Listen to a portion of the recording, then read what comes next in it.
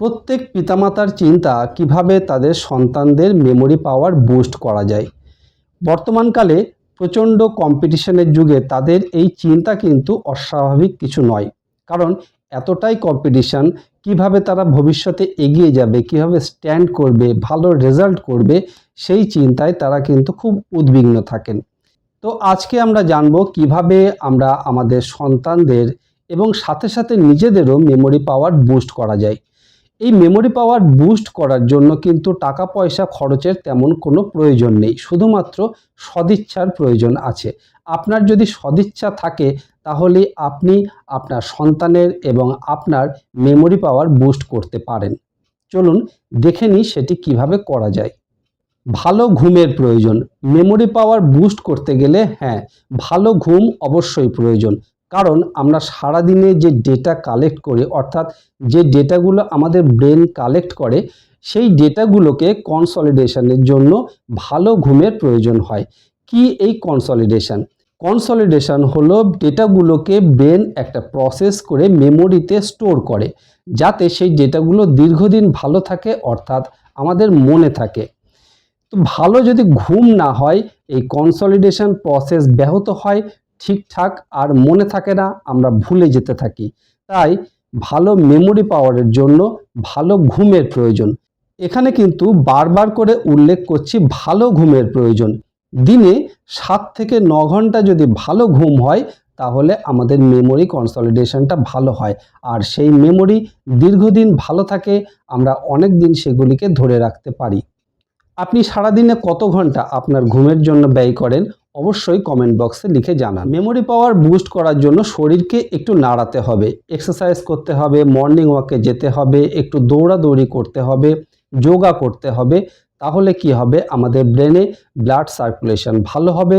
ব্রেনে blood circulation ভালো হলে মেমোরি পাওয়ার বুস্ট হবে।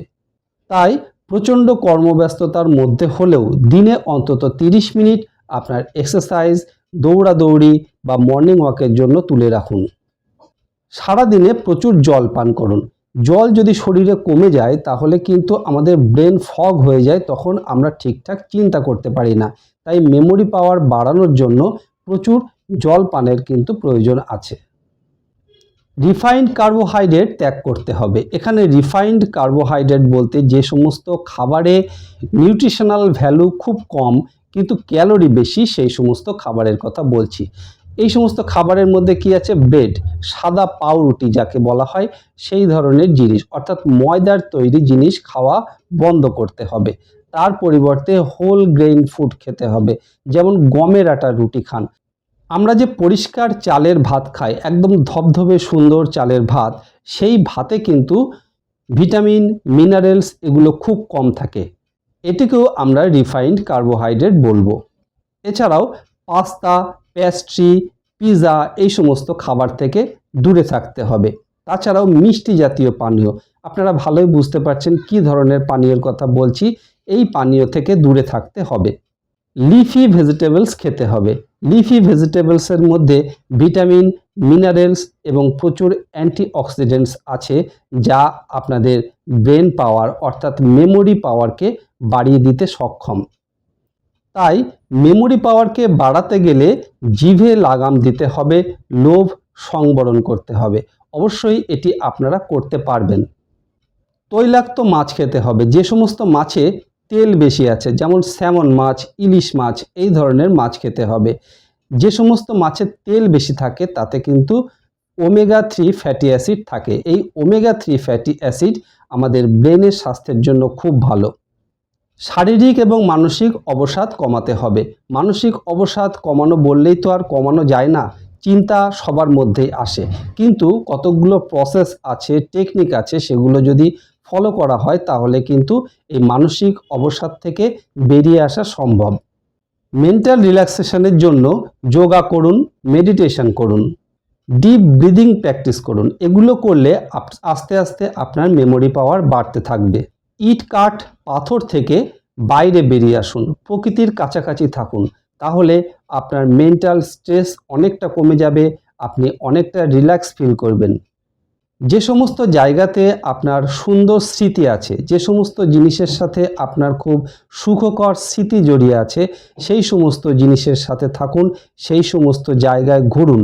তাহলে অনেক ডেটা আপনি কালেক্ট করতে পারবেন, যেগুলো আপনার মনে একটা প্রশান্তি আনবে এবং ধীরে ধীরে আপনার মেমোরি পাওয়ার বাড়তে থাকবে। যারা স্টুডেন্ট, যারা সবসময় শিখছে তাদের কথা নয়, যারা শিখছেন না, বিভিন্ন কাজে ব্যস্ত থাকেন, রেগুলার একই রকম কাজ করেন, তাদেরকে বলবো আপনারা নতুন কিছু শিখুন। হতে পারে সেটি কোনো ভাষা, নতুন কোনো ভাষা চর্চা করুন, গান শিখুন, বাজনা বাজানো শিখুন, ছবি আঁকা শিখুন, যে কোনো কিছু নতুন করুন। তাহলে আপনার ব্রেনকে একটা চ্যালেঞ্জ দেওয়া হবে, ব্রেন নতুন করে অ্যাক্টিভেট হবে, আপনার মেমোরি পাওয়ার বুস্ট হবে। অনেকেই আছেন একটু ইন্ট্রোভার্টেড, তারা মানুষের সাথে কম মেশেন, কম কথা বলেন। তাদেরকে বলি আপনারা মানুষের সাথে মিশুন, বেশি কথা বলুন। এর মাধ্যমে যে ইন্টারঅ্যাক্ট হবে, আস্তে আস্তে আপনার মেমোরি পাওয়ার বুস্ট হবে। ভিডিওটি যদি ভালো লাগে, যদি উপকারী মনে হয়, অবশ্যই একটি লাইক করুন। ভালো থাকুন, সুস্থ থাকুন। ধন্যবাদ।